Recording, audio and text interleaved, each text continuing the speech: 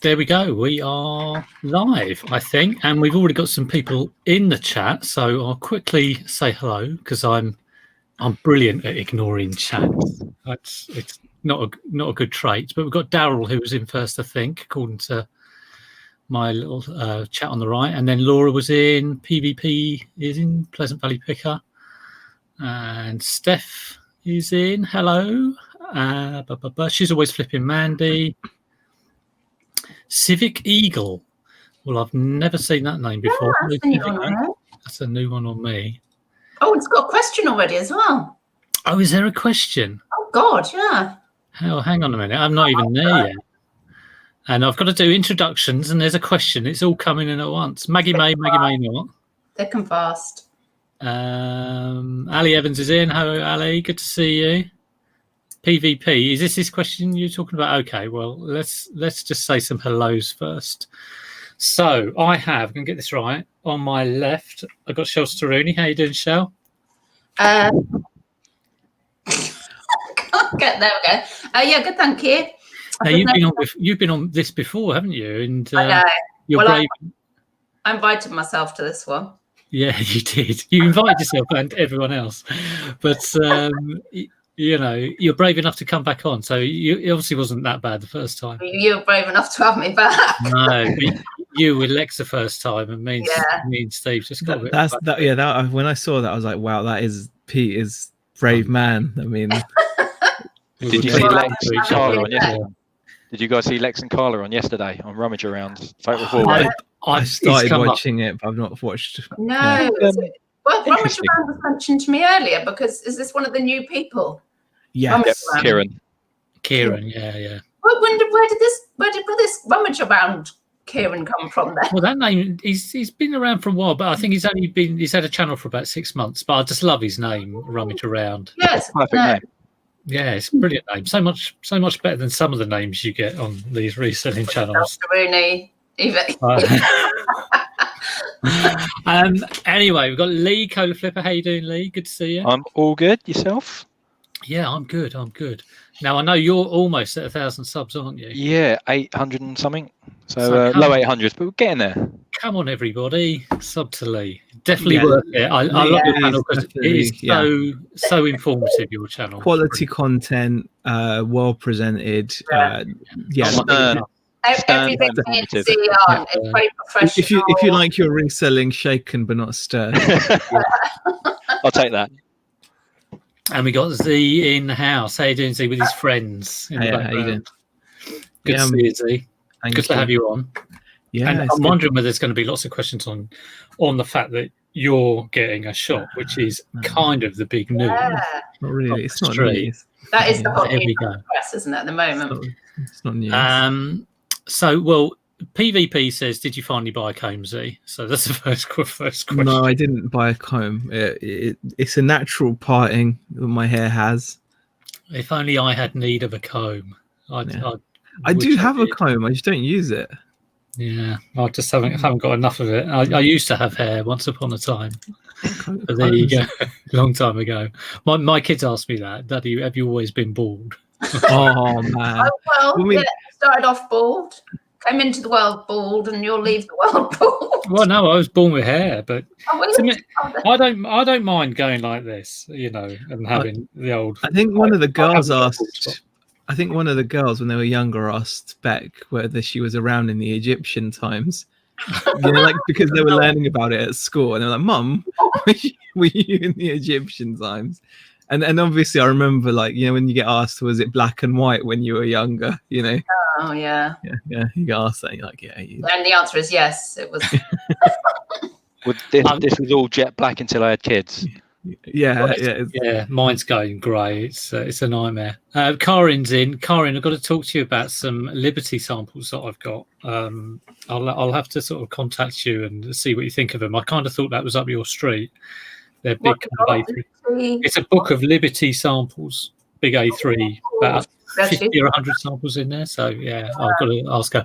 But there is a question, and my God, it looks confusing, but we'll try and answer this. So it's from Civic Eagle, the new name, and it says, can anyone advise as to how easy pricing works?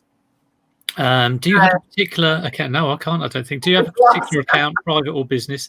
Well, I think we all have business accounts because you have to have a business account if your intention is to buy stuff with the intention of selling it for profit. So you have to have a business account if you do that. I think that's right, isn't it? Yeah. Sorry, I was distracted by a cat going past the window. I think so. Is it? I mean, I've never 100% on that. Yeah, I think that's it. I know you've got to obviously register for self-employment. Yeah. Is that more of an eBay rule rather than an actual rule? Because if you think about it, like from HMRC's perspective, do they care if you've got a business account? They don't care. It's eBay. No. HMRC don't give them money. Because eBay only care because HMRC makes them care, I think. Yeah. Because once you've turned over a certain amount of money or whatever, they need to, like when all these companies that keep your money, like PayPal, etc. I think eBay care because they can then make more money out for you. Yeah. Perhaps there's some legal obligation or something, that if you... Yeah. I think they have to... I think they're made to. As a company, eBay are made to do it, I think. I've got a feeling, and not just eBay, PayPal as well, because I remember, like, when you first get your PayPal account, there's always limits on it in terms of how much you can withdraw, and once you've taken a certain amount as well, those limits are only lifted once you've sent them your UTR, your unique tax reference number. So I'm pretty certain it's like the government makes them do it. Bailey's just said, I think you do have to abide by this. Of course, they've got to have you as a business because then you need to abide by the distance selling regulations. So it's I was going to say it's got to be some legal obligation. But the question actually is, does the price change after 10 days? Now, I don't think there's any sort of price difference if you're a business or a private seller in terms of fees or whatever, but it's all based on your subscription level, I think. So, if you're the lowest subscription, I'd get a certain number of free listings and then you'd pay like 10p a listing after that. And I'm a mid-range shop, so I get 1,500 free listings. So that's where the difference in pricing comes in, if you're talking about the big price. It used to be that. Well, are they talking about the what was that original question about? It says, do you have to have a particular account, private or business? So I think we've answered that. If you're if you're selling for profit, you do have to have a business account, or you should do. Does the price change automatically after 10 days? So easy pricing or something. Yeah, I don't quite know. I'm not even sure what easy pricing is, to be honest. Is that the thing? Is that the thing where if it hasn't sold after whatever period, it automatically drops by a certain percentage and keeps going down? I don't know anybody's ever used it. I turned that off. I think there's no way. If I for my sort of stuff, I price it high and I leave it. And if I want to make a change, I'll do it. But I'm not letting the computer make a decision for me. Isn't that is that on business accounts as well? Because I think those kinds of things they tend to leave. Because I know, like on business accounts, on personal accounts, I know that they've in the past done things like they automatically put best offer onto your listing and things like that. Whereas they don't tend to do that on business accounts. So maybe that's like a personal account thing. Yeah, they do. You do. I've never seen easy pricing. Is easy pricing a thing now? Well, I haven't seen it either, but there's so many sort of things I think you would get if you're if a they new did that, I'd be. Well, yeah, you'd go bonkers, wouldn't you? Imagine if they dropped the price for something and then it sold, and then they dinged you because you didn't want to sell it at the reduced price to whoever. That would be I would be incensed. I'd be absolutely. I'd be vexed. RJ says that from personal accounts. Look at this. Cola Flipper is the best channel out there at the moment. It is. I'll take that. I'm off. So there you go. It's a very good channel. Yeah, very good. The best, man. I did see there's a new one today. There's a guy called Sam Selling Stuff. Yeah. And he's just started today, and it's his first video, and it's absolutely really good, wasn't it? Really good. Yeah. I was like, this is all right. So there you go. He got about 50 subscribers, so he might get a few more. Who knows? Check him out. He's very good. Karin does ask where you got the name Cola Flipper from, Lee. What is that about? I think I said it previously on another stream. So it means absolutely nothing. I had to create because I wanted to comment on people's videos. I had to create a name, and I thought, I don't know what I'm going to do. I don't want to use my proper email address to link it all up, and so I used one that I had from a team at work. So it was nothing to do with anything. and I thought, oh, it's stuck, so I just keep it, and I just added flipper to the end of it because I flip stuff. Yeah, you weren't tempted by like Lee the tap flipper or something like that. It's so bad when you're going through like possibilities because I've recently been called the silver-haired trash. What was it? Silver-haired trash panda. That's pretty good. Oh, Vinny's in. How you doing, Vinny? You're going to say trash elf. Who does trash elves in America? You know, the one with the absolutely enormous inventory, huge inventory they've got. The couple. No, the Scavenger Life. Yes. Yeah. Scavenger Life. Scavenger Life. Yeah. Global Thrifters are asking how's he got on with that customer. So tell us about that in a minute. But I do want to find out about your shop. I want to ask you a question. Oh man, you knew it was coming. But what happened with the customer? Let me answer the customer question quickly. It was dealt with in the sense that I was reimbursed. I didn't lose out. I got refunded, but I was refunded. This is for eBay. The bundle of play stuff, isn't it? Is it the Finding Dory bundle? Basically, a customer said that I hadn't sent them the complete bundle. I had only sent them one piece, and they were able to successfully argue it with eBay. And it was crazy that because they were allowed to just they kept the product and they were given a refund, and eBay gave me a refund to placate me. So it was a result in the sense that I didn't lose any money technically. But it's not really a result because it wasn't the right way of dealing with it. That's when they So I hate when that happens because it's not an outcome. It's out of your control, is it? It's okay to do this because we're going to get their money, and it's just not an outcome though. It frustrates me, and I had a few comments. I think Pete yourself, you said as well, like, just make a case, and I was like, I know I can make a case. Every time I say something, I know you know how to do it. So no, it's not that. But it's like I know that if I knew instantly that I wasn't going to lose my money. You'll be all right, the frustration isn't that. The frustration is that the buyer is not having really any. There's nothing there to penalize them. Yeah, it shouldn't happen at all. It just shouldn't happen. Yeah, they should have at least had to go through the effort to send me a box of rocks. Like at least do that. At least put the rocks in the box and send me the rocks. Expensive, actually. Pardon? Aren't rocks expensive? Probably. Depends what kind. I think it'd be really good if you could see some sort of like statistics for buyers, sort of number of return cases that they've created, number of times they've tried to use the system either with an INAD or an item not received. And you could say, okay, well, if that's over like 3% of everything they buy, I don't want to deal with to give some sort of, and you could, if you could set that. Yeah, I just think it's wrong that they're allowed to not bother to return anything. I think that's just. Why can we not leave anything but positive feedback for them? So you can't warn other sellers. If you're like thinking, shall I accept an offer from this person? I did it recently. I thought, they look a bit dodge, and they offered on my, Links of London bracelet. I'm like, oh God, I don't know. And I was apprehensive, and I was right. Yeah, they tried to pull a fast one on me. Tried to, I didn't. Oh, it's not been received. And I said, we've got a signature here, and they said, oh no, my flatmate's been in all day, and blah blah blah. Yeah. And I said, oh well, the thing is, it's been signed for at your address, so we're gonna have to report it to the police. And then they just disappeared. I love this. This is kind of like a compliment, but a backhanded one.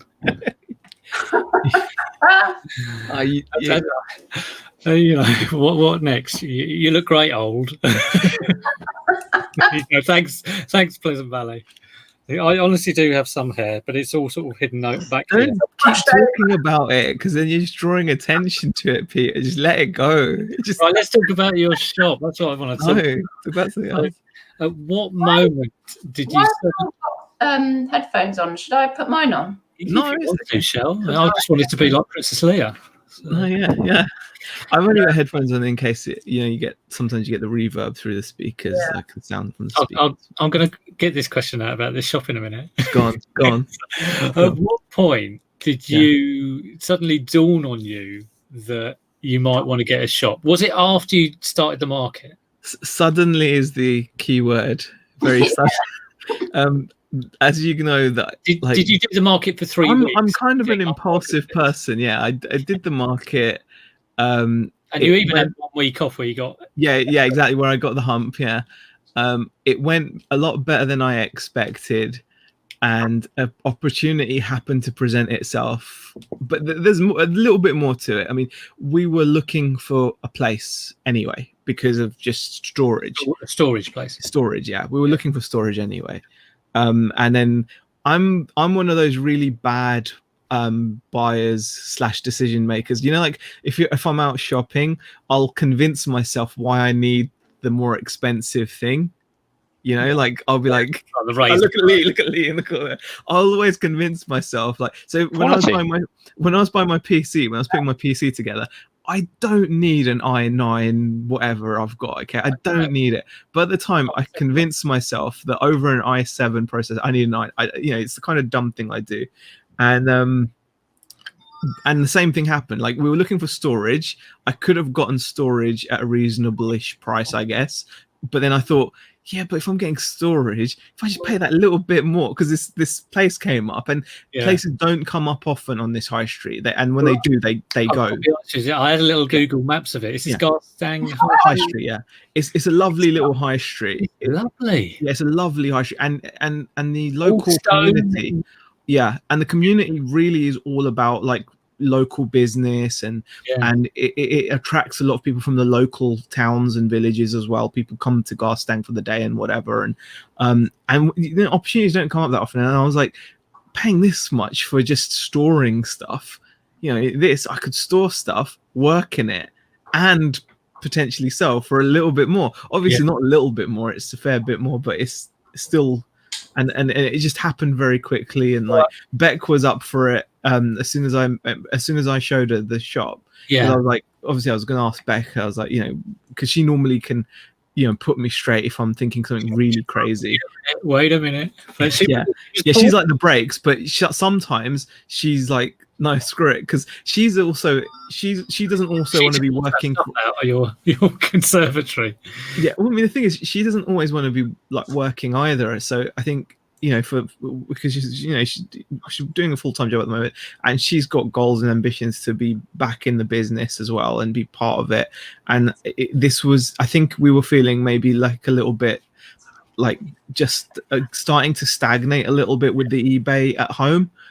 Because of storage and everything as well. And it's amazing. I mean, so kind of exciting, and it kind of, I suppose it's a bit like, when anyone started eBay for the first time, I remember thinking, look, can I honestly do it? It doesn't seem like possible. I don't know. And that you've got to have that leap of faith. It's this whole journey though, Peter, like I never thought, like before starting reselling, it had never occurred to me that I could work for myself. Like my whole life, I've worked for someone. It never occurred to me. It was, it was only because I started watching YouTube videos, and even then, I didn't believe in it until Nick started making videos, because he was the first UK. Because I was watching reselling videos before Nick started making videos. I was watching Gil Mama and Gil Daddy, and the guy that first got my attention when I first started when I first got to the point where I was so fed up that I looked on the internet, there was actually a guy called DIY Mike. I always remember it was him, his videos where he talked about how in his first year on eBay, he sold this much, etc. But even then, I didn't bite the bullet until Nick started making videos. That made it real, like you can do it here. And since then, I think the floodgates have opened, and I'm like, why can't I do this? Loads of business to start with no money. Do you know what I mean? Like, you don't even have to have money. Like, just so in case anyone's wondering, I'm broke as F, right? I mean, I don't have anything. But you have got a Thanos head. But the thing is, it shouldn't stop you. And whenever you read stories of people starting businesses and stuff, a lot of times they don't have anything. They take a chance, they take a gamble, and you know what? If it fails, it fails. But at least I've tried. How long did you sign up for with your new shop? It's quite a couple years. Yeah, but it does have a 12-month. It's got a 12-month break, but the rent is, put it this way, the rent for my house and the shop combined is still £50 cheaper than I was paying for my 3-bed terrace in Thornton Heath. Yeah, wow. And to be fair, That's what I'm saying. And plus, I didn't even have a driveway down south. I literally didn't even have parking. Yeah. It was a terrace. The garden was unusable, and that cost me £50 a month more than living in this house in a nice cul-de-sac in a nice town, and I've got a high street shop for less than that. About it too much. See, I'm still down there. Sorry. Yeah. Yeah. See, this really could be a game changer for you if you focus. This could be massive. Yeah, I mean, well, to be fair though, I mean, if it all hits the fan, you can move to that little shop. It's got a kitchen. Yeah, exactly, it's got a kitchen. Thing is, I'm sure I'm like. The good thing is like Beck's fully on board with it, and that's really good because she's gonna be making sure that things that like she popped in after even after work today. She's coming to see how it's going, and she's like site managing, and I'm just like, is this good, boss? Yeah.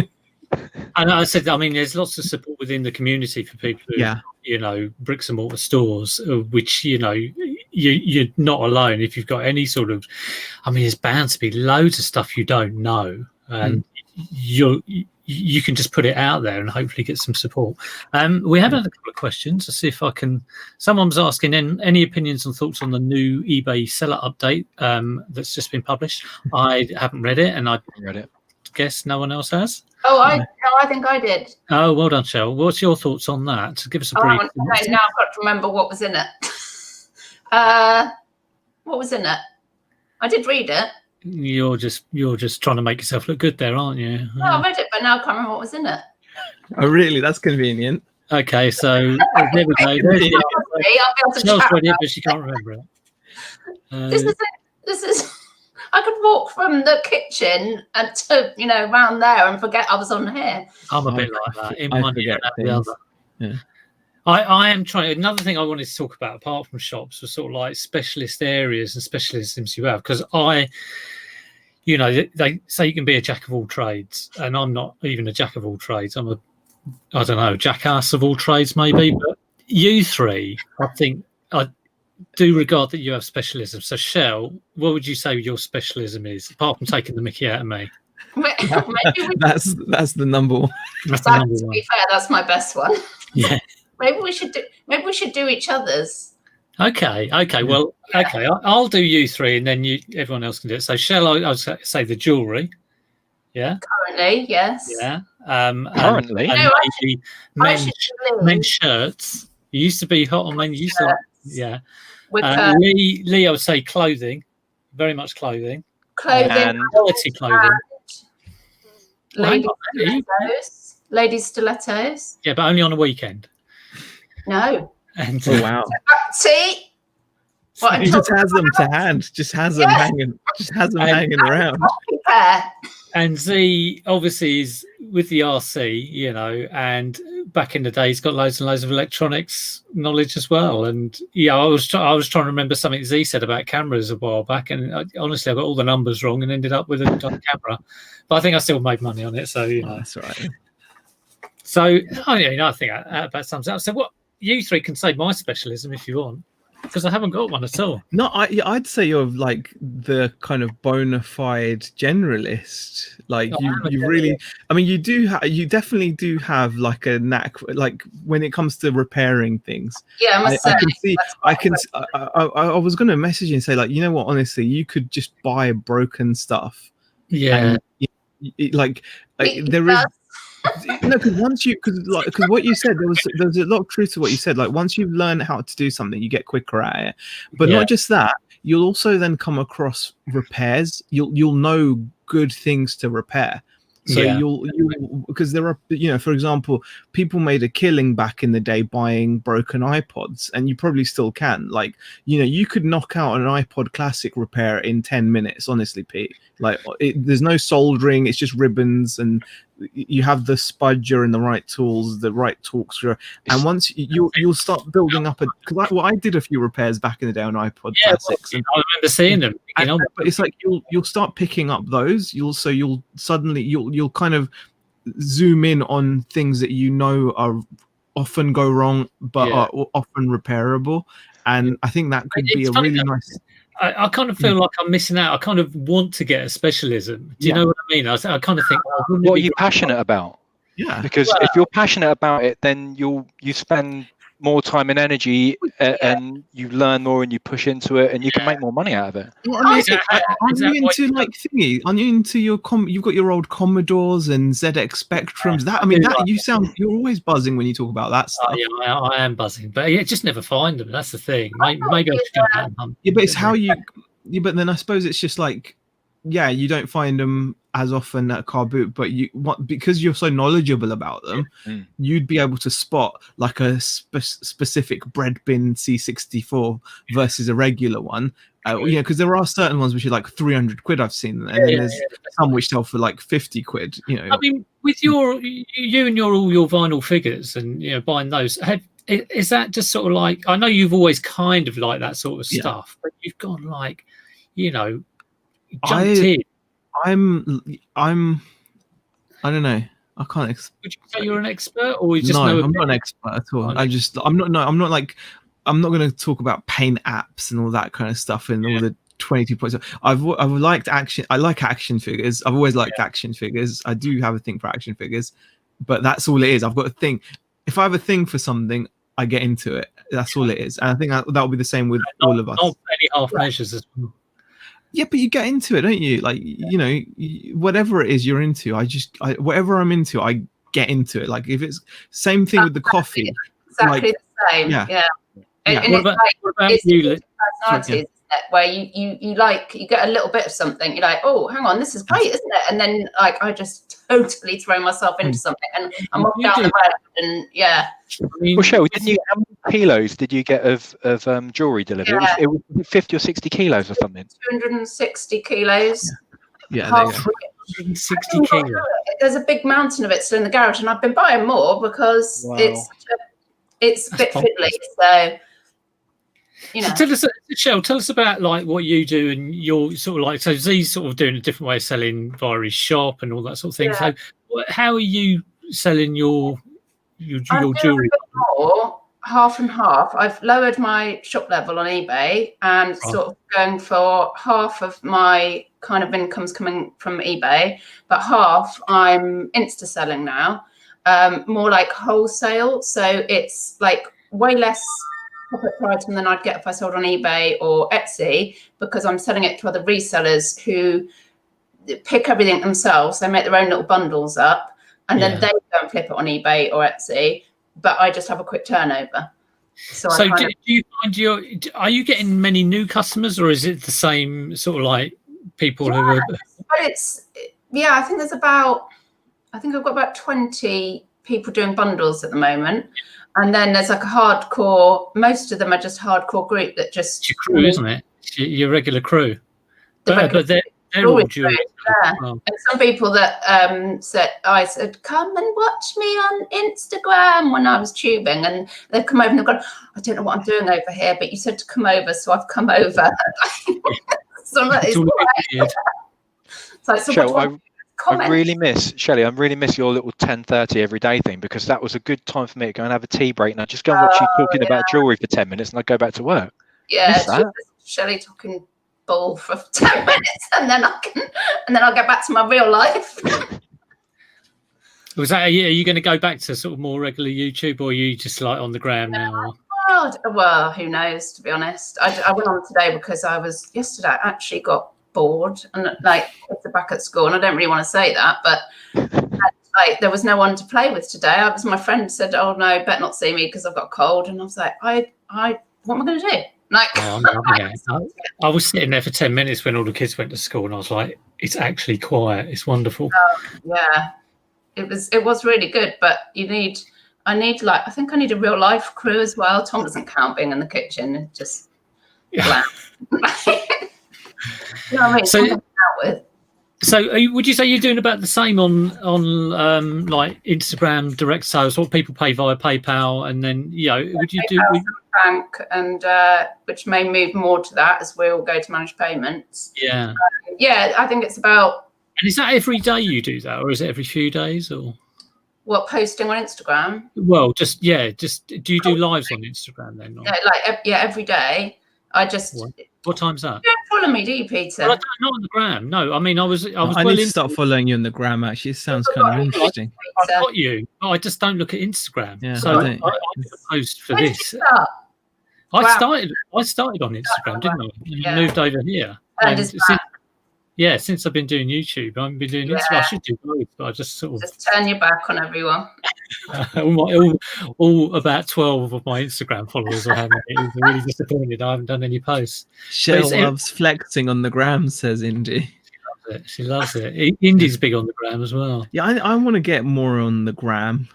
Gram's probably happy family, to be honest. No, not because of that. I don't care about all that. I'm just because. Hello. Oh, yeah. Yeah. Have a kiss. Good night. No, I think it's just because it's interesting. It's different, isn't it? It's different. Yeah, it's a whole different sort of audience out there. Yeah, it's different. Yeah, and I do, and it is intriguing to see that you've like, you know, built like a following that is kind of that you're doing with your jewelry sales and stuff with. I think that's really awesome. It's like, I think that's a great. Yeah. There's 50-50 with eBay, really. Well, which actually I am really surprised because. But is that because you've taken your foot off the pedal with eBay, or would you say my foot off the pedal with eBay because I've downgraded the shop? But I haven't even. I think I listed 2 things the other week, and then apart from that, in about 2 months, I've just not been listing. But I was a bit surprised at how quickly. I mean, I'd sold during lockdown. I was had a lot of stock, so I was selling bundles onto the resellers when nobody could source. But then when I was like, "Oh, okay, I'm going to do a bit more on here." People that bought from me before came, and then new people, and then of course, the thing is, not being funny, and this is a bit trumpety blowing, but if you get good stuff from somebody, you're going to go back for more, aren't you? So it's reasonable, and you know. So, but I suppose I've definitely, I suppose in like this is just I've noticed that with the market as well. When once people know you're there, I can imagine that. So it's because it's direct. I think it's because when you think about it, when you're obviously listing on eBay, it's a very passive experience. You there's only so much you can do. And eBay have been, I don't know if homogenizing is the right word, but it feels like they've been doing that to everyone's listings. Because if you remember a few years back, people used to actually have very wacky and wonderful listings, which were very unique to them. Yeah. And over time, everyone's being kind of slowly being told to take photos the same way. You used to have those descriptions, didn't you? That used to have lots of people used to have little animations or whatever, and and now and then they started to penalize you now if you do things like that. And so really all they want is for every listing to look the same, which takes any individuality away. So I kind of feel like it's doing that more and more and more, because obviously they want you to take photos the same way. They want you to use the same item specifics for everything. They're not allowing you, there was once a control of your items, whereas I think with a platform like Instagram, it's taking it very much back to those roots where people are buying. It's this really cliched thing, but I believe in it 100%. People buy from people. But when they're buying from Amazon and eBay, it's a social experience, isn't it? Exactly. Also, because if people know my face, and some people that didn't know me said, "Oh, when I popped on the live, they said, oh, it's really nice to see you." Exactly. Who's my money going to, kind of thing. And it's the same thing with the market, and I think it's the same thing with Instagram. People are buying from people, and that's the best type of sale you can get, because you're going to build a customer base, and a customer base that really appreciates what you've got. Whereas relationship with people, don't you? Exactly. Right? Whereas I think eBay and Amazon, they're very much now just a service. That's it. It's just a service, and they've taken away the person part of it, really. I think part of it also depends on what you're selling. So, if someone's looking for jewelry, and you sell them good stuff, you're going to keep coming back. If you're selling collectibles, they're going to keep coming back to you. Where Peter and I sell sort of generalist stuff, it's not necessary that people are going to come back to us. So it does depend on what you're selling as well, to a degree. The only thing I will say to that is, like, for example, the stuff I'm getting into, like the action figures and stuff, right? It's very general, because it's more general than what you're like, because you guys are still going out and finding, because I know what it's like to go out and find a unique item. Yeah. You got a unique item. It is unique to you, and they're going to have to come to you face up. Whereas if I'm selling like a NECA Terminator figure, I'm going to be one of God knows how many, and suddenly on eBay, the only thing that's going to differentiate me is the price, because everyone. Oh, brilliant! Yeah. Well, funnily enough, I've just had someone from Mexico and GSP buy a NECA Arnie figure, but like, really? But it's like, if you think about it, all I've got to differentiate, because everyone's using the same stock photographs, same listings, nothing. Whereas if I was doing like Instagram or at the market, suddenly my product becomes better than what it is. You're the only one there. Yeah, I'm the only one there, and not just that, but I'm able to talk to someone. You can talk to people about their movie experiences, and you can say to them, "Are you calling moi a dip?" You know, and if exactly, do you see what I'm saying? You can't. They don't get that from the eBay listing. The eBay listing doesn't shout out to them.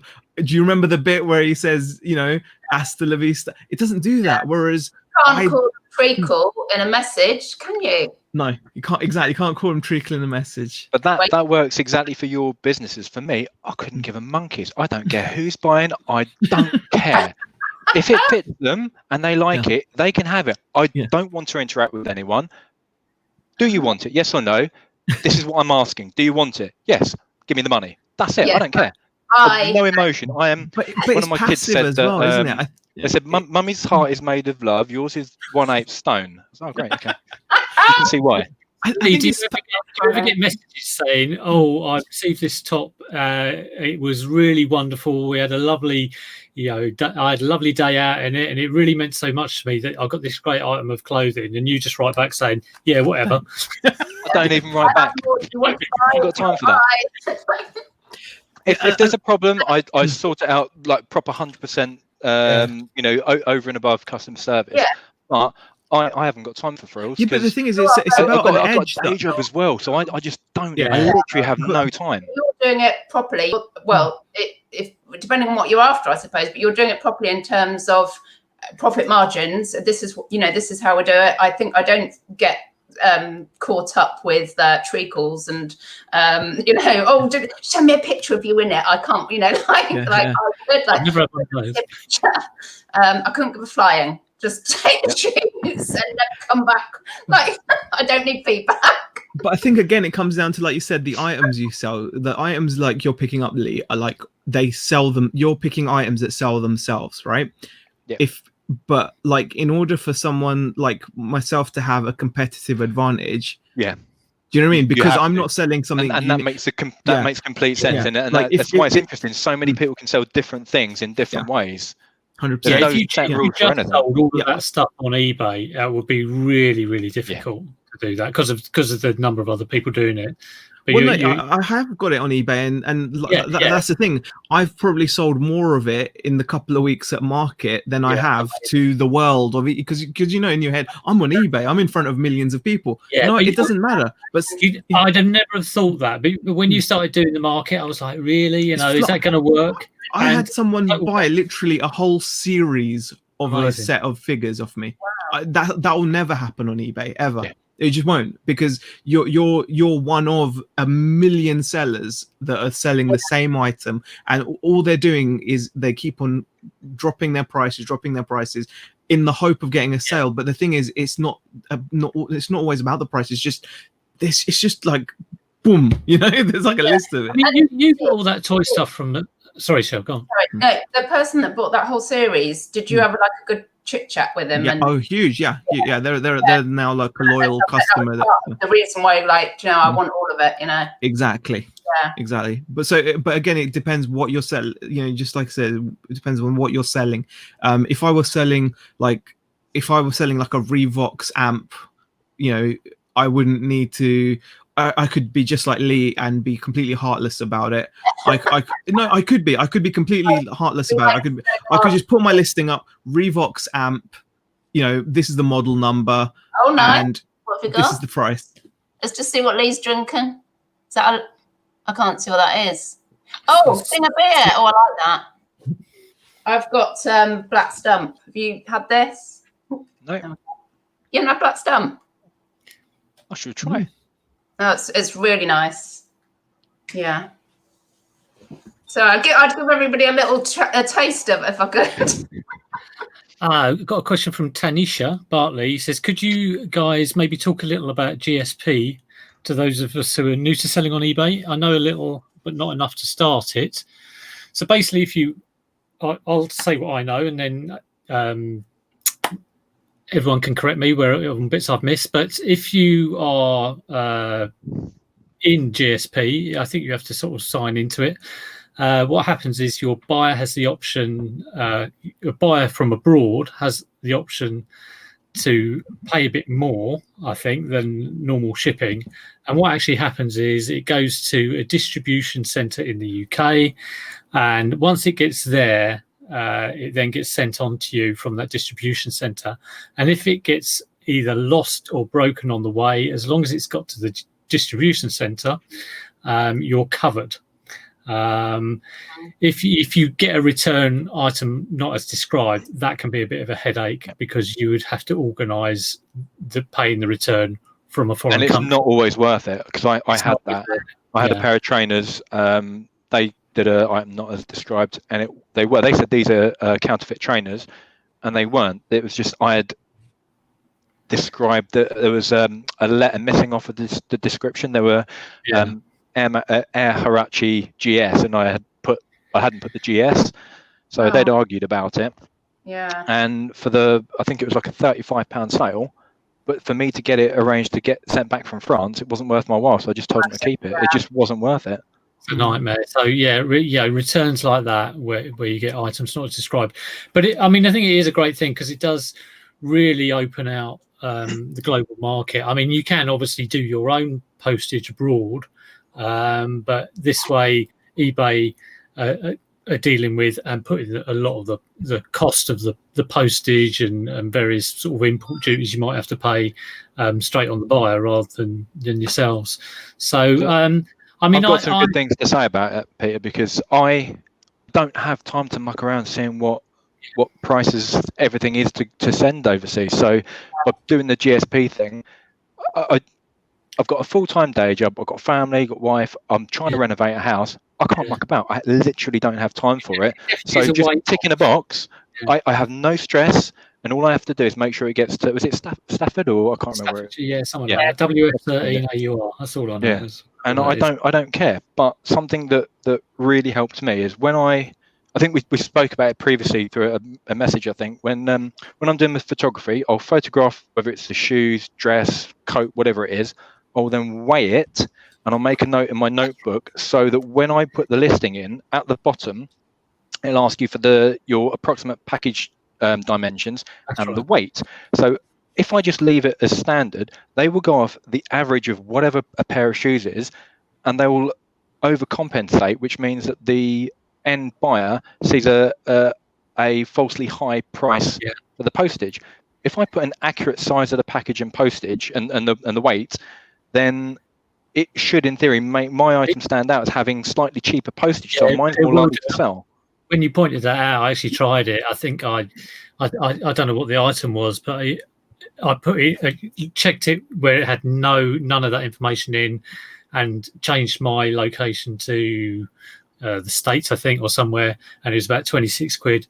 And then I sort of put the actual what it was like 2 kilograms and shoebox size, put that all in, and it came out at 20 quid. So that's a really good tip if you are in the GSP to put your dimensions when you're doing your listing. I think it's just below the price, somewhere around there. So literally, as I'm doing it, I have a notebook out as I'm photographing and writing my details down. Photograph it, I measure everything. And I have the scales out, and I literally just quickly weigh it, put the weight in, and that takes me an extra 10 seconds. So it's worth doing. And yeah, Vintage Planet says a good thing about GSP, you are covered. It does give a lot of peace of mind, you know, for things sort of that might get broken if you're worried about them getting broken, because you are covered. And I had something that arrived broken. It was a £200 sale and it got refunded. So yeah, it's good. Do you still use GSP, Z? Because I know you were a bit. I think again, it depends very. Like I've just used it now, so on an item that's sold, it's just gone on GSP. I think again, like with the previous topic, a lot of it comes down to what you're selling. If you're selling anything of like half decent value or anything of any size, then 9 times out of 10 you're going to be better off just like Lee says, you know, tick that GSP box because of the cover and the hassle saved. The only time I think it's actually going to work against you is if you're selling low value items that are, for example, large letterable. So if, say, for example, you're a big video game seller and you sell lots of video games, including lots of low value, the majority of video games are like under £10 value, right? Most titles, like if you were to do like a percentage thing of it overall out of every catalog, like 90% probably of video games sold are going to be like under a tenner. So very few that are actually over it. And they'll go as large letter. Now, if you're going up against other video game sellers, you're going to be putting yourself at a disadvantage by offering GSP, because GSP is going to be a lot more money than sending it standard, because it's under a £10 sale. You're probably not going to be bothered about paying for tracking. If it gets lost, it gets lost. And you could be you could be offering postage to most of Europe for like £3 or £4. It's not much, is it? No, it's very cheap. Like, and I've only learned that because of my radio control car parts. I send all of my car parts untracked, large letter, and most of the time postage is like £3. Even to Australia, it's only like £4 or something. And you know, but I learned that because I looked at my competition and saw, wait a second, those guys are offering very cheap international. And then I thought to myself, okay, well, if you're selling like a £10 part, do you really care if the customer says it doesn't arrive? 9 times out of 10, they're honest, they're happy.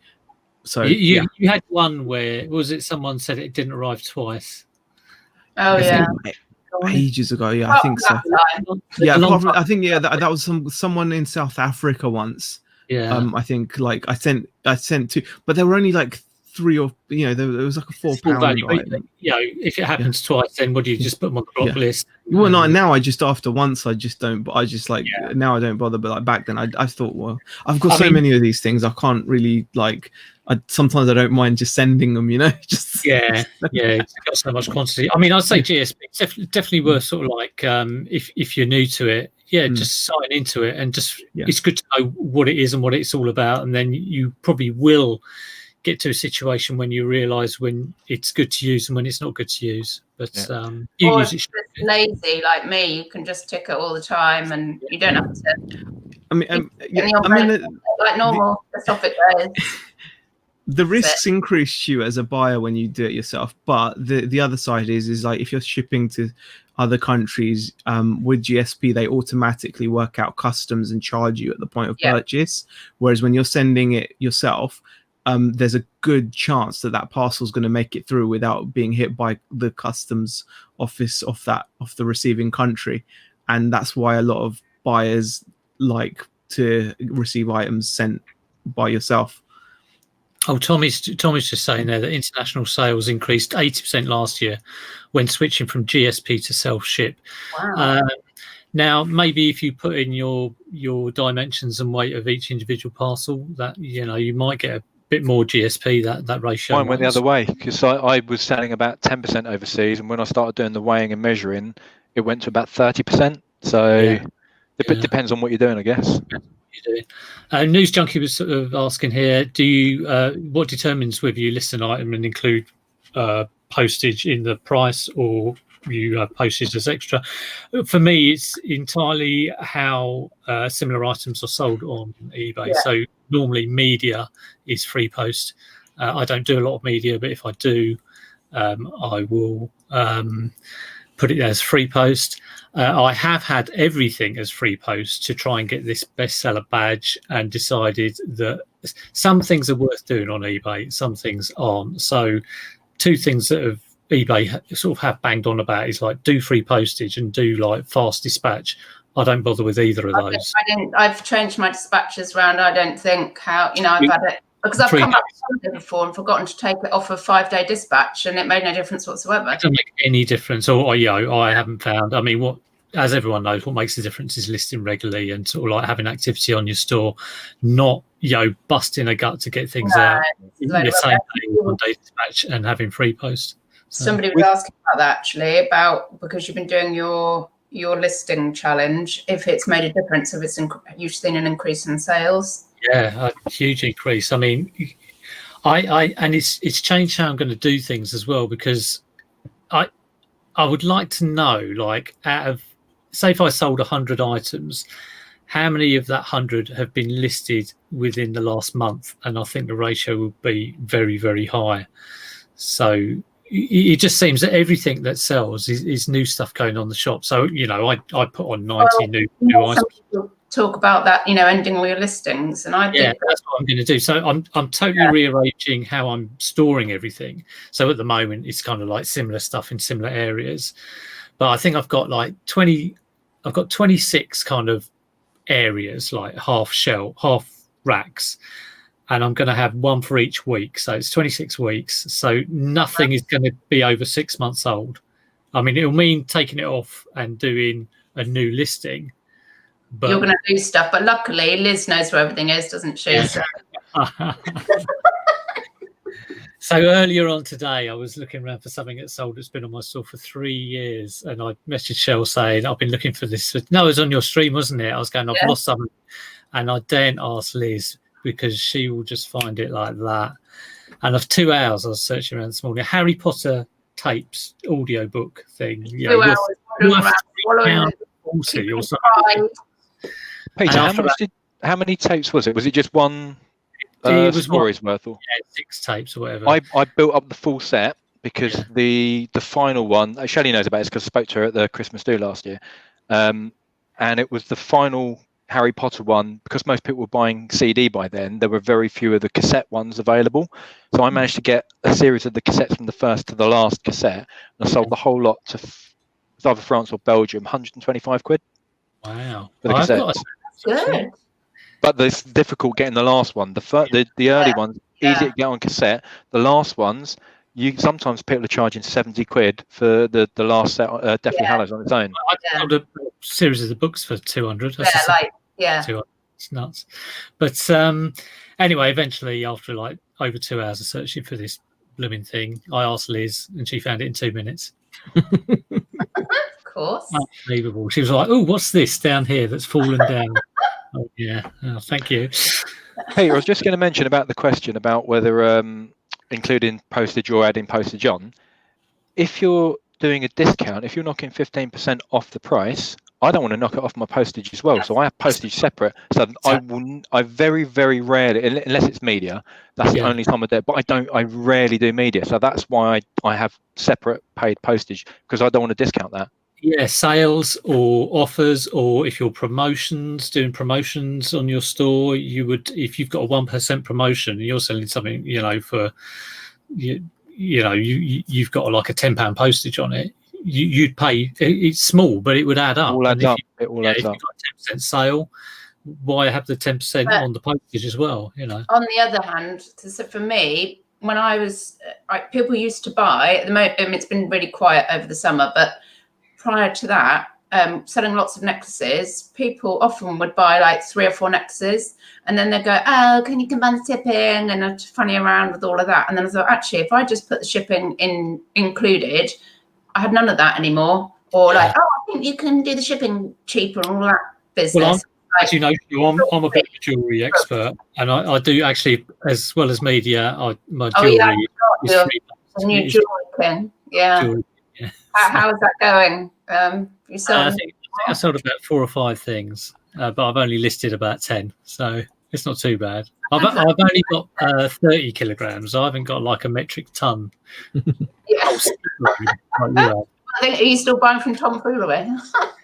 Well, I just bought a couple of bits. What I've bought it for is if I ever scrape the bottom of the barrel again, it's the ideal thing just to get out. So I don't plan on touching it at all. But if I get really, really desperate, I can go, okay, well, let's open this box up, and this will keep me busy. Model a few places. Yeah. It's so small and compact, and you know, there's a lot of value there. It's quite fun to go through, apart from you get your hands dirty. So yeah, I do like trying, you know, weird and different things. I can always. You're going to say trying the necklaces on. But relate to that, can't you? Do you like trying on the shoes? No, I know, but you know those long ones I showed earlier. Yeah. How were they when you tried them on earlier? So how much do you think I paid? What were they from a boot fair? Boot fair. 12. 30. 22. How much do you think these are new in the shop? 1,200. What brand are Good guess, a little bit lower. Stuart Weitzman. 200. Try 700. 825. 825. 825. Wow. So comps are going for 300 to 400. Jeez, from 3 to 300. And that is why I'm. You've got a. How many of those people buying did message you first and ask to see you in the boots? Right, if they're going to give me 400 quid, I'll wear the bloody boots. Yeah, I'm wearing them now, and I wear them every day. I'm sweating them. That is insane. £3 to 3 to 400. That's what company are they? That could be sitting on my shelf for 2 years, but I don't care. I would rather sell them at 300 to 400 than ship them out at say 150 and get rid of them in a month. I don't care how long it sits there, because that's £3 of mine invested. Am I missing that £3? No. Do I really? You're not, but I'd happily, if you gave me the option of 300 quid in 2 years or 150 quid today, I'd take the 150. Yeah. That's just me. Then that's the difference. I have a day job. My day job covers my. Sorry, go on, Shelley. No, I think at the moment, because I've heard you say that quite a bit, like, I don't mind keeping that for as long until I die. But then it doesn't matter. Your wife's going to start going, can you move that freaking crap out? Yeah. And he's like, I used to be a lot like that. I like, you know, I'm going to hold on to this. And Z used to say, oh, yeah, I'm getting more like Z. And all it's down to is when you get more and more stuff, you kind of think, well, I can let that go because I've also got a whole load of other stuff. So I can totally understand, as a part-timer, you get that one thing and you can sit on it, and it's not creating a pressure with, like, you know, the amount of space you've got. That's fine. But and it doesn't work for everyone, but because I've got an income coming in which covers the mortgage, the car, and all that, I'm not desperate. Oh, you know what? If I don't get that sale, how am I going to pay for the electric? It doesn't matter because it's done. So I don't have that pressure. Eventually, space could fall to your hand, though. Eventually, because if you end up with too many of those types of buys, where they take, you know, they could be like slow burners. I have a balance of I've got a very, very specific criteria when I'm buying it. Either if it's going to make me less than £20 after fees, I need to be able to shift it within 60 days. Otherwise, I don't pick it up. If I think it might take longer than 60 days, it's going to make me £20 profit minimum. And I've just been looking my sales. I have nowhere near the volume of sales that other people do, but it doesn't matter because I'm not relying on it. And my last 20 sales have averaged £23 profit after fees. Yeah. Where do you store your stuff, Lee? Storage. Massive plastic tubs in my garage and the other garage and the conservatory. Oh, because I was going to say you are starting to pick up quite a lot of stuff now, aren't you? Yeah, like ridiculous. But then I'm picking up heavily because my everything's changed since COVID. So I work in a local town where I could hit 14 charity shops on my lunch breaks through the week, and that meant that throughout the winter I could easily pick up stuff and get high quality items. Where now, because I'm working from home because of COVID, as soon as the car boots are done, I'm stuffed. So I'm just getting everything I can that's quality, and it's just I'll deal with it when I get to it. So your charity shops. can I have another question? Yes. Yes, Shelley, go ahead. Do you think you might, have you ever sourced on eBay to flip back onto eBay? Yep. You might. Oh yeah. Do you think you'll get more into that in the winter? I won't need to now. If I hadn't have gone mental at the car boot sales, I would have done. But I've done well flipping on from eBay. I'll look for very, very specific items. I've got so for example, these. Oh, I've had those before. These are from Kill Bill, and I picked these up for 22 quid. They can go for 140. I picked these up on eBay because I've saved very, very specific searches. Problem is these fit me, so I'm keeping these buggers. So they're mine. But I've bought like very high end stuff where I've seen people list it badly, and they take bad photos, and sometimes it will be a pair of shoes where they've not looked after them, and I know. So Peter, what we were saying about having expertise and stuff. I'm very good with bringing stuff back to life, like as in shoes. So I've got an example here. So these Uggs, not your standard Ugg boots. Oh, that way. Are these the ones you showed the other day that you were going to clean? These up. So I picked these up the other day, and these are £185 new. I picked them up for £5 at a car boot because there's lots of spotting and sorry, I'm getting confused with my left and right for the camera. So lots of spotting and dirt. 15 minutes, and wow, nice. They look like new again. So a little bit of work, and then that means these sell in a horrible state on eBay, £22. These, once they're tarted up, £55. How often are you picking stuff up on eBay? Because I have never found that as an easy thing to do. I mean, is it maybe a couple of things a month? If that.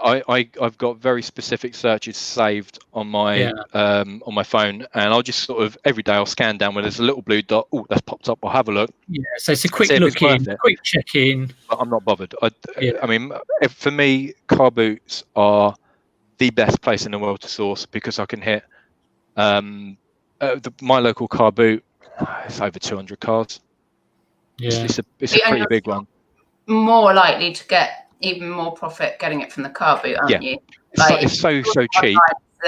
It's not your first option usually, is it? Yeah, car boots are my first option, and I had people asking me, "Oh my god, you get so many like high-end brands at the car boot," and part of it is yes, okay, I live just north of London, so I'm on the edge of a commuter town, so it's a relatively well-off area. So yes, people do tend to have nice things. But at the car boot, I've worked it out the other week of how many cars are in a row, how many racks of clothing I looked through, how many clothes were on each rack, say a metre wide, and I looked at over 2,000 pieces of clothing. If I'm doing that in the morning, that's why I'm finding good stuff, because I've gone through and I've spent hours and I've gone through and I've looked at over 2,000 items. I might come home with 20, but I've got 20 items that make a lot of money. You're a figures person, aren't you? Because Peter, are you listening to this? Peter's not a figures person, are you? Neither am I. Maths degree, Shell. Not too bad on the figures. Your maths degree. Actually, no, Peter. I was really impressed. A couple of weeks ago, you did that video of it. When people were showing their turnover, it doesn't mean squat. And that's so true. It means nothing, and that made me much focus more on. Right, I have to get high value items. I struggle with getting stuff through the house. So my thoughts are, if it's going to be stuck in this house, it's got to make me 20 quid or it's not worth my time. So very focused on that. I'm not like that, because I mean, sometimes I'll go to a car boot and struggle to find stuff. So if I am seeing something that I know will make me maybe a tenner, I will still get it, because I have been in situations where I've run low on stock. Yeah. And I suppose one of the differences there is I need to, because I'm full time. And I could not do this if I was full time. I could not have this technique. It would not work. You wouldn't want to build up fill up your house full of like stuff that's going to make you £5 or £10, because you've just got to deal with it. So if you can just pick the gems out of the car boot fair, it must be a lot more relaxed when you're going around. It must be quite enjoyable. I'll go around like a madman. I'm on it. But what's that? Oh, it's Lee. I mean, I go through fads. Like at the start of the season, I was looking at a lot of shoes and trying to get a lot of clothes, but I haven't done it lately. I just cannot be bothered looking through. That's not really your forte, are they, though, Peter? I tried them when I first started reselling and did a lot of charity shops, but then they went downhill. And I have looked. I mean, I did a lot of jumble sales, and that's just a nightmare. It's only if I spot something that is obvious. So if I see a football top, or if I see, you know, I got a pair of DMs the other day. You've done really well with Lego. What's that? Haven't you done really well with Lego? Yeah, I mean, I've done really well with quite a few things, but yeah, I mean, I wouldn't go to a boot fair at the moment and go through racks of clothes because I'm just too focused trying to get other stuff. But maybe I should. I mean, this is the thing: you can't be looking at absolutely everything at a car boot. You know, if you're looking at things.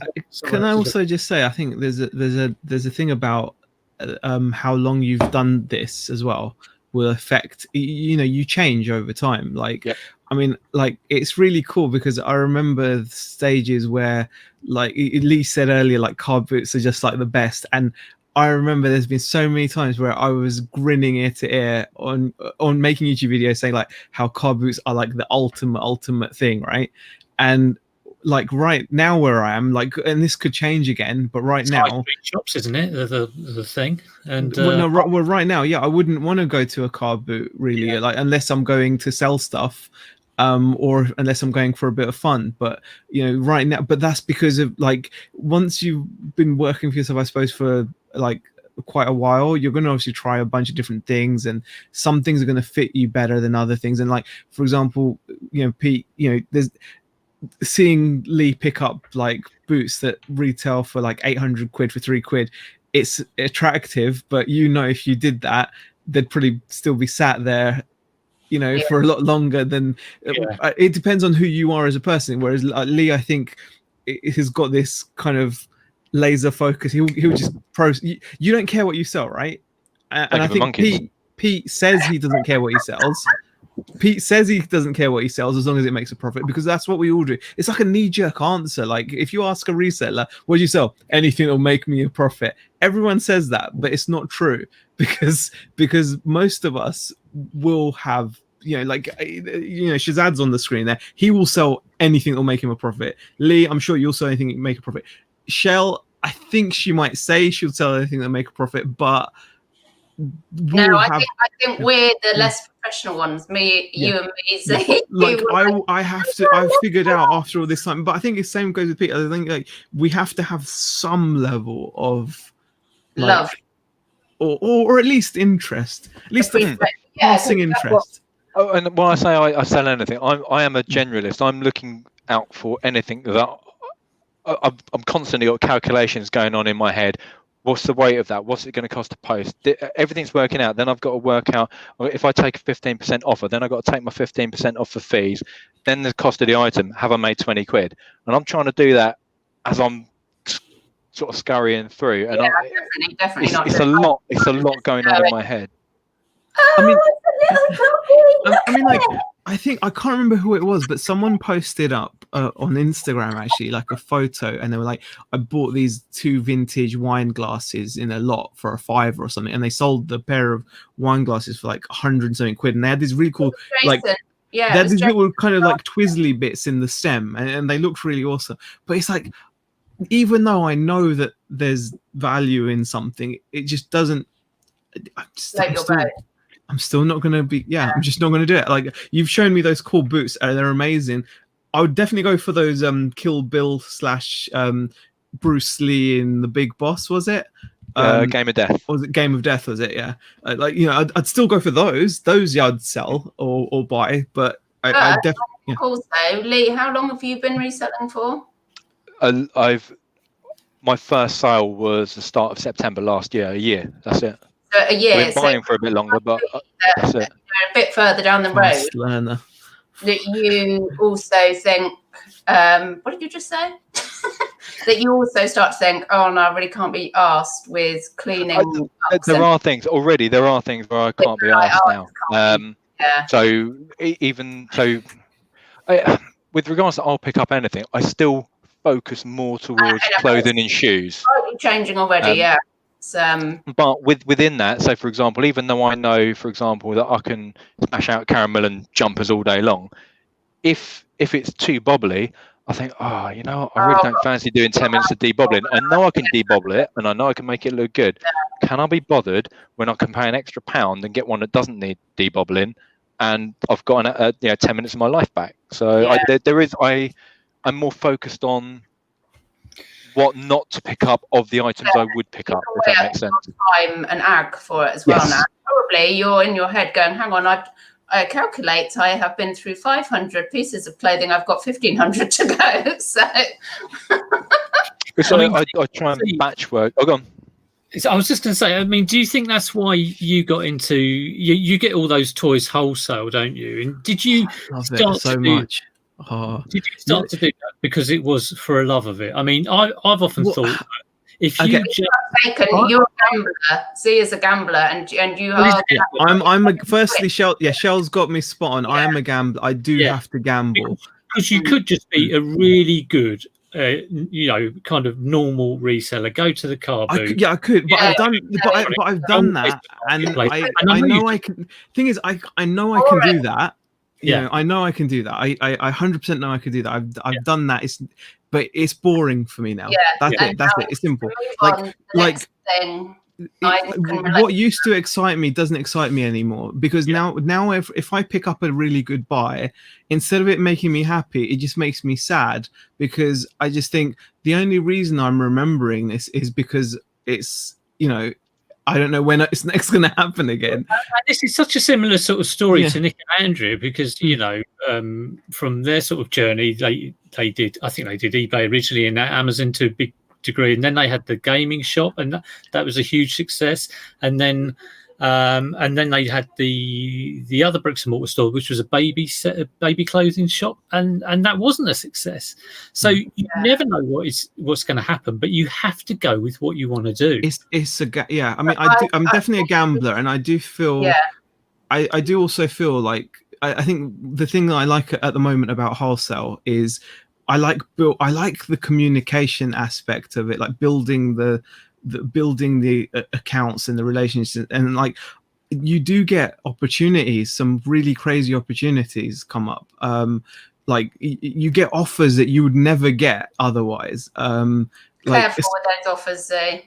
Well, that's the thing. Like you do have to be careful, but like I have to be careful. Like the fact that I even considered 20 pallets of media, like where would I put it? Yeah. But it would. But when it's on, do you know what I mean? When someone offers you that, and my head is going, oh well, but that's brilliant. And I'm down the road, and I'm not thinking about when I ordered. Where am I going to put it? How am I going to? I'm not set up to process it. And how big that will be? I have no idea. Well, I had pallets turn up, and they're quite big pallets. They are huge. I've had pallets and I've gone, oh.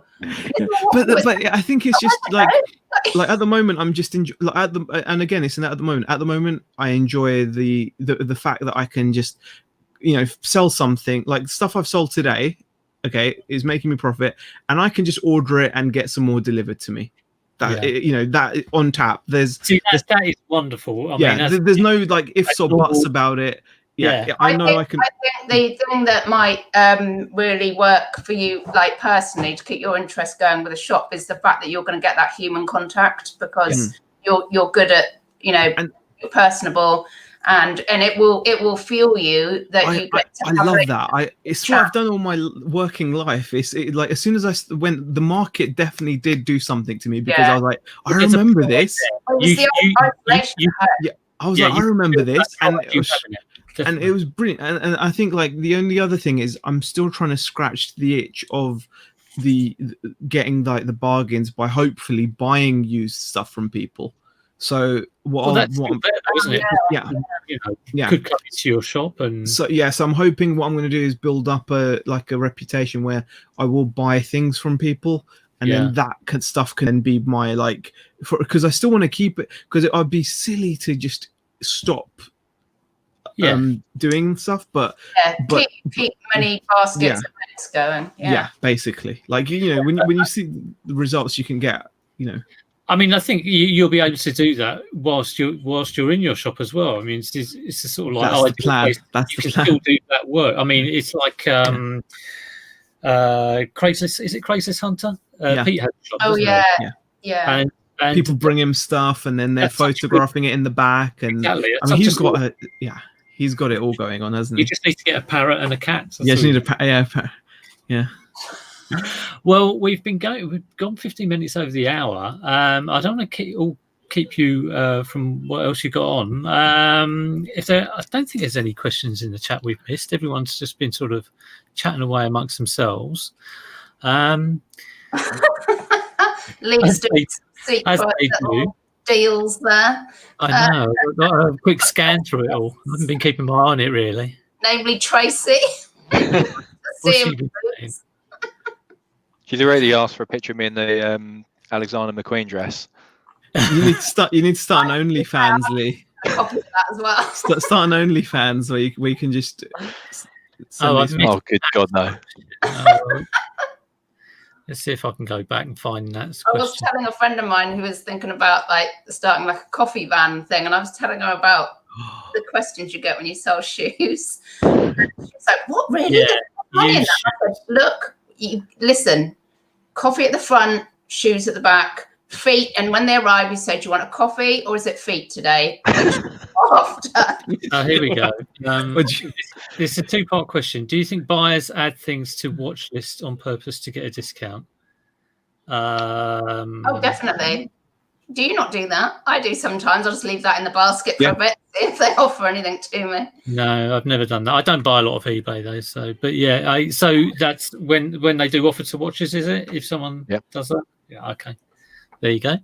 Well, yeah, I mean, and in fact, in normal, like I've known about that for years. In high street online shops. Yeah, they do that. Yeah. Do you want to complete your sale and all that sort of stuff? Yeah. And do you increase your price to compensate? Well, with that. Oh, go on. Sorry, go on, Shelley. Right. No, I used to always have a bit extra on my on everything really to allow for sending offers out. But now I'm just desperate, so I've had to just lower my prices.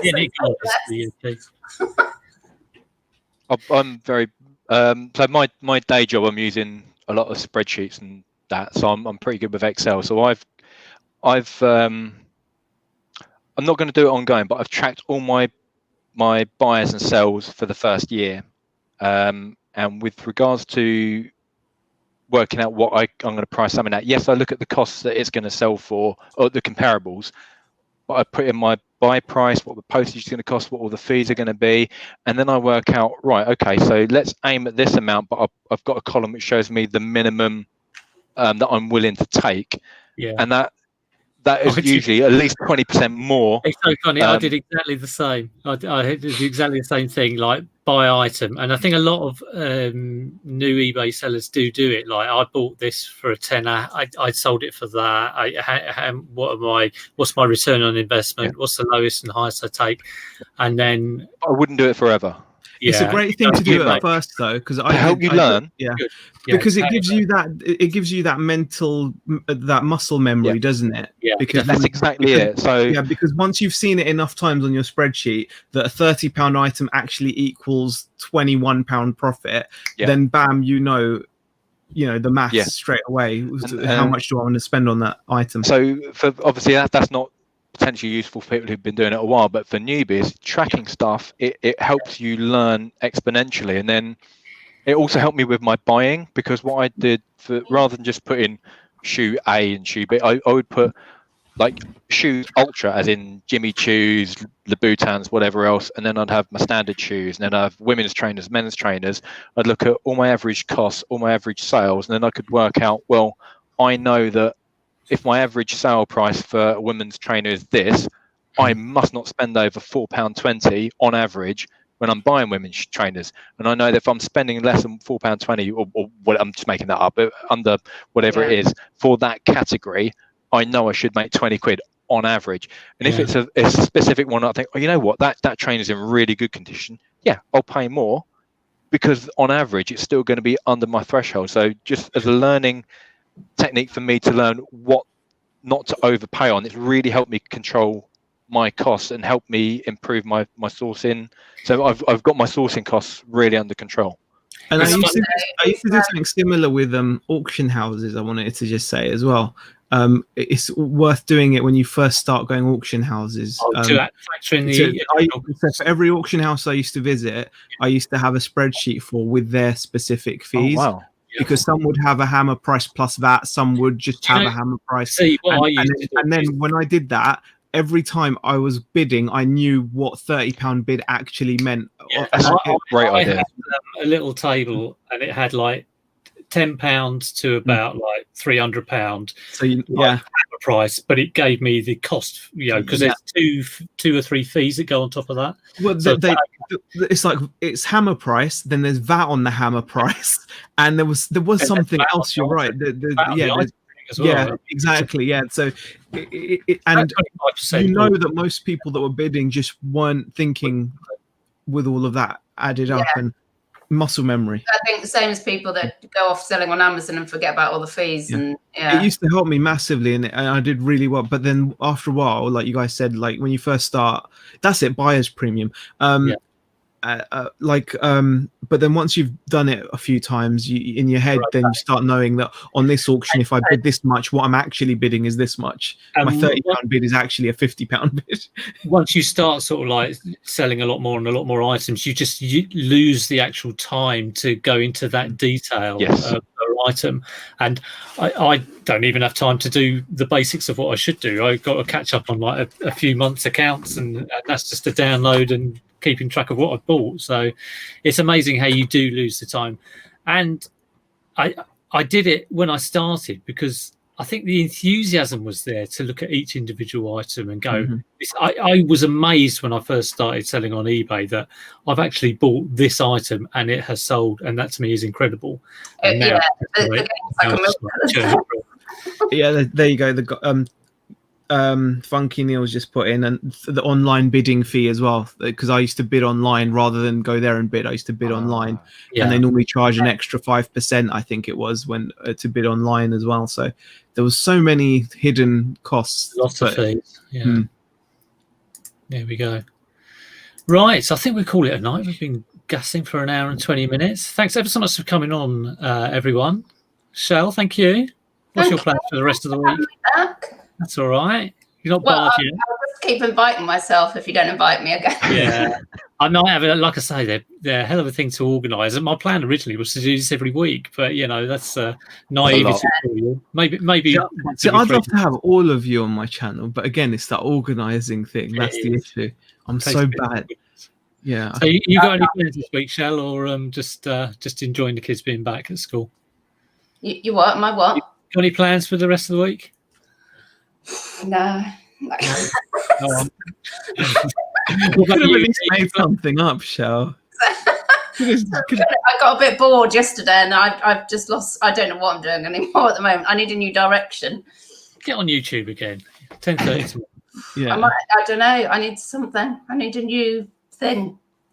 New thing. Well, we'll all try. If you've got a new thing for Shell, any suggestions, please get in touch, because not what Dave Repairs has been suggesting, though. Something other than that. I tried to think what he's been suggesting. And Lee, you got any plans? You at work this week? Yeah. What do you do as a full-time job? Yeah, I'm a conflict resolver. So, if my company, say for example, Coca-Cola wanted to buy Peter's vinegar, we need to make sure that if we're helping Coca-Cola buy Peter's vinegar, we need to make sure that we're not helping Peter sell vinegar, or we're not helping Zaheer buy Peter's vinegar as well, because you'd have people like competing bidders and stuff like that. So I need to look at thousands of competing bids and conflicts of interest to make sure that basically my company doesn't look like a bunch of donkeys. Oh, right. That must be very satisfying. No, it makes my brain hurt. when you're handing in your notice. It pays reasonably well, so I don't give a monkey's. To be honest, you couldn't give a flying otherwise, could you? Yeah, I work with really nice people, and my brain can deal with it, and I can do this on the side for fun, and the fun makes money, so I'm happy. And is there like a good social side to it as well? Like there was when I was working in an office. Yeah. Yeah. Not Before, at the minute. Yeah, not at the minute. So, yeah, I can imagine. Yeah. And so, what you got planned for the rest of the week? Are you? I'm going to try to list some stuff. I've not listed. I realised I haven't listed anything for a few days. So get that done. You've got to do anything with the shop, or is that sort of just? Yeah, that's happening as well. I was going to pick up some fixtures and fittings today. I did, yeah. I was knackering, but well worth it. Well worth it. Each one of those panels new would have cost about 35 quid. And I got them for 9 quid each.